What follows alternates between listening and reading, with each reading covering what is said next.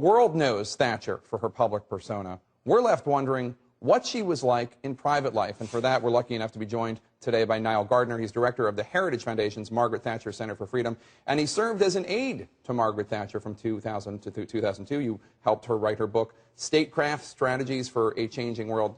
Niall, thanks for being here. We are hearing all these wonderful things about her and her legacy, and also things in her legacy that aren't necessarily the greatest thing in the world, that don't stand up. But you actually knew her.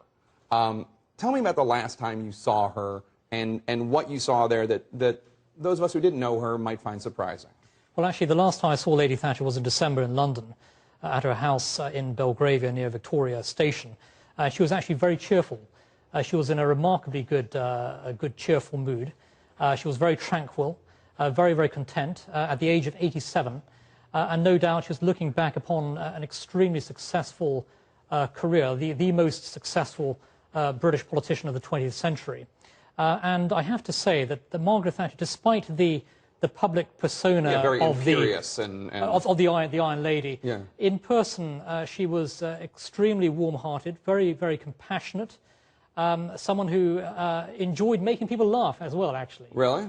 Did she have a good sense of humor? She had a very good sense of humor. In fact, a lot of her best speeches, I think, in the House of Commons, are the speeches where she tore into her opponents, but resulting in roars of laughter from the assembled MPs. But this is certainly a very, very harsh environment, the House of Commons, but she succeeded in winning over not only her own side, but of course many on the other side of the political aisle as well, who admired her skill and tenacity, and above all her conviction. And how much did she keep up with what was going on here in the U.S.? She's always maintained a very close interest in U.S. affairs, and when I saw her in December, she had been keeping an eye on the U.S. elections. And the United States has no greater supporter than Margaret Thatcher. What did she think? Was she happy with how we were doing? Was she concerned? What was her take on us? I think she certainly had a concern about U.S. decline. In her view, the United States must lead on the world stage. Without American leadership, the world is a far more dangerous place.